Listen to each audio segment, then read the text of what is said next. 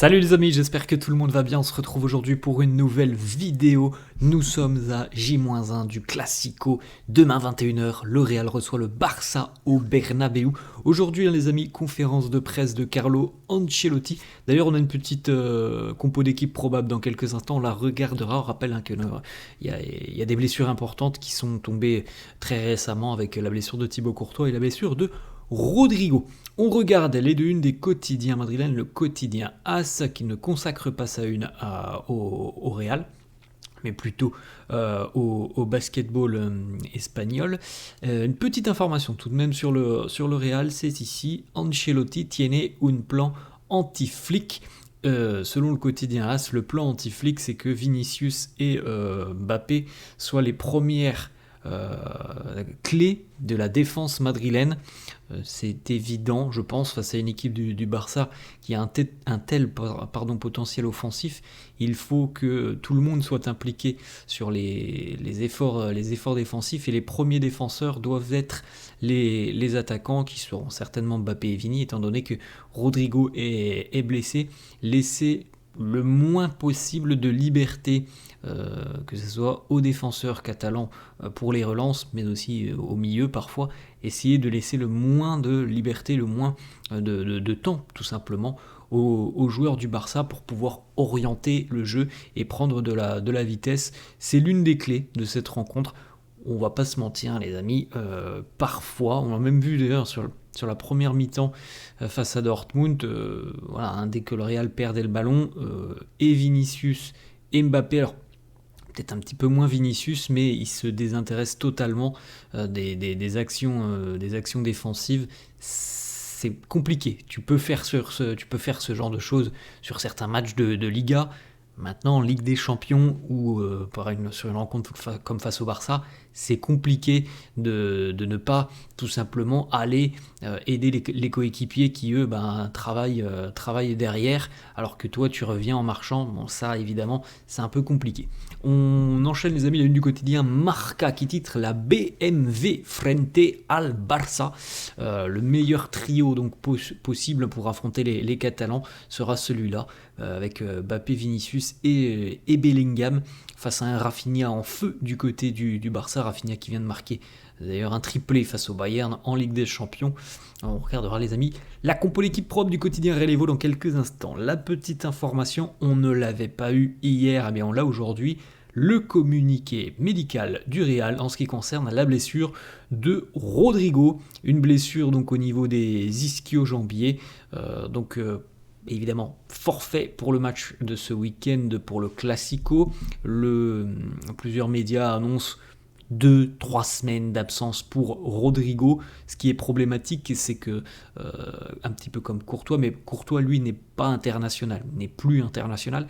Ce qui est problématique pour le Real, qui voit déjà très bien ce qui pourrait arriver, c'est que Rodrigo, il va revenir à peu près, les amis, quelques jours près, à temps pour la prochaine trêve internationale. Évidemment, c'est pas le souhait du Real que Rodrigo, tout simplement, soit blessé sur quasiment tous les matchs là qui nous attendent jusqu'à la prochaine trêve, et puis qu'ensuite ils reprennent du côté du Brésil. C'est pas ce que voudrait le Real, mais force est de constater que c'est peut-être ce qui arrivera, parce que il y a 2 ou 3 semaines d'absence pour Rodrigo, donc 2 grosses absences, on l'a dit hier. Courtois et Rodrigo déclarent forfait pour le Classico. On regarde quelques petites photos, les amis, de l'entraînement de la veille, avec le dernier entraînement d'ailleurs qui aura lieu aujourd'hui. Vous voyez notamment Andriy Lunin à l'œuvre, et puis l'intégralité du groupe, hormis évidemment les blessés. Mbappé au duel face à Arda Güler. Le petit échange aussi entre Brésiliens, Eder Militao et Vinicius. Ça se poursuit, les préparatifs de ce Classico demain. Du côté de la défense madrilène, une petite stat assez intéressante. Les défenseurs du Real, cette saison, ont marqué déjà 6 buts, et donc ils sont impliqués sur près de 20% sur le total des buts inscrits par le Real cette saison. C'est 20% qui ont été inscrits par les défenseurs, ce qui est quand même une statistique assez importante. Alors je pense évidemment que Dans quelques mois, si on regarde cette statistique, on sera plus du tout à 20%, ce sera certainement beaucoup moins. Mais en tout cas, c'est quand même une preuve qu'en ce début de saison, on a quand même eu parfois des difficultés offensivement et que on a eu la chance, l'opportunité de se reposer parfois sur des défenseurs qui ont marqué, comme par exemple Lucas Vazquez face au Bayern. Rudiger et Vasquez d'ailleurs sont à deux buts chacun, un but pour Militao, un but aussi pour Dani Carvajal. On regarde les amis les stats de Kylian Mbappé face au Barça. Alors il a déjà évidemment affronté le Barça avec le Paris Saint-Germain notamment. Je ne sais plus s'il l'avait déjà affronté avec l'AS Monaco, je ne crois pas. Bref, avec le Paris Saint-Germain, c'est 4 matchs, 6 buts, un hat-trick. Donc c'est quand même des statistiques assez intéressantes pour Mbappé. On se souvient du hat-trick qu'il avait inscrit, je crois que c'était pendant la période Covid, en Ligue des Champions, il y a 3-4 ans maintenant. Il avait inscrit un triplé du côté du Camp Nou. On enchaîne aussi avec les statistiques de Vinicius en 17 matchs face au Barça. Vini, c'est 10 victoires, 7 buts inscrits, 4 passes décisives, un hat-trick lui aussi, un début de saison 2024 avec la Super Coupe, les amis. Et donc Vini en forme lui aussi, comme Rafinha, on l'a dit tout à l'heure. Ils vont se retrouver d'ailleurs les deux Brésiliens dès demain. On poursuit avec Vinicius qui vient de remporter le titre de joueur de la semaine de la Ligue des Champions. Alors il était en concurrence avec 3 autres joueurs et il y avait notamment Rafinha. C'est Vinicius qui a remporté ce titre de joueur de la semaine en LDC. La petite info aussi, lundi aura lieu donc la cérémonie du Ballon d'Or qui couronnera très certainement Vinicius. Plusieurs joueurs du Real, mais aussi dirigeants, devraient donc se rendre à Paris pour aller évidemment assister à la cérémonie et pour être au plus près de Vini. Et donc, selon Marca, le président Florentino évidemment sera présent. Et puis, il y a aussi des coéquipiers comme Bellingham, Valverde, Lunin ou encore Carvajal. Peut-être que Carvajal prendra aussi l'avion. Alors ça dépendra évidemment des consignes des médecins. Mais voilà, il y a quelques joueurs du Real qui seront présents auprès de Vini pour tout simplement l'accompagner dans ce merveilleux accomplissement dans sa carrière. Sur le plan individuel, c'est exceptionnel, mais s'il en est là aujourd'hui, s'il va certainement remporter le Ballon d'Or lundi, c'est évidemment grâce à ses performances individuelles, mais c'est aussi grâce à tout ce qu'il a fait du côté du Real et tout aussi, dans le sens inverse, tout ce que le Real lui a offert depuis le début de sa carrière. On a une petite information aussi de la Cadena de Cope qui nous annonce que 4 personnes ont été arrêtées hier pour avoir créé une campagne de haine visant Vinicius sur les réseaux sociaux. Donc un petit peu avant le derby de Madrid il y a quelques semaines. Donc 4 personnes ont été arrêtées. Donc je suppose qu'il y aura un jugement dans les prochains jours. On poursuit les amis avec Andriy Lunin, donc de retour dans les buts. Au final, il n'aura pas été remplaçant trop longtemps, puisqu'on rappelle qu'il était présent avant la trêve internationale. Donc là, Thibaut a joué face au Bayern et face au Celta le week-end dernier. Donc au final, le rythme, il l'a quand même, puisqu'il en avait eu du temps de jeu avant la trêve internationale. C'est l'heure d'Andriy Lunin, et puis il a quand même un beau petit calendrier devant lui, puisqu'il va affronter le Barça, le FC Valence et l'AC Milan. Après on fera le point, mais pour le moment voilà, normalement c'est 3 matchs assurés déjà pour Lunin dans les buts, avec 3 adversaires assez sympas. On regarde les amis, donc la première compo d'équipe probable, celle de Relevo. Bon, on va pas se mentir les amis, vous savez que je vous propose des compos en général de Relevo, mais surtout de AC Marca. Il y a quand même beaucoup plus en général de certitude chez AC Marca que chez Relevo. Mais bref, on regarde tout de même Lunin dans les buts, Militao, Rudiger en charnière, Lucas Vazquez à droite, Mendy à gauche. Bon, je pense que franchement pour moi, c'est ce que l'on doit voir demain. Je pense qu'il faut pas. On en a parlé hier. Je ne sais pas si c'était des informations très fiables, mais pour moi, voilà, si on veut mettre Militao à droite et Tchouaméni en charnière.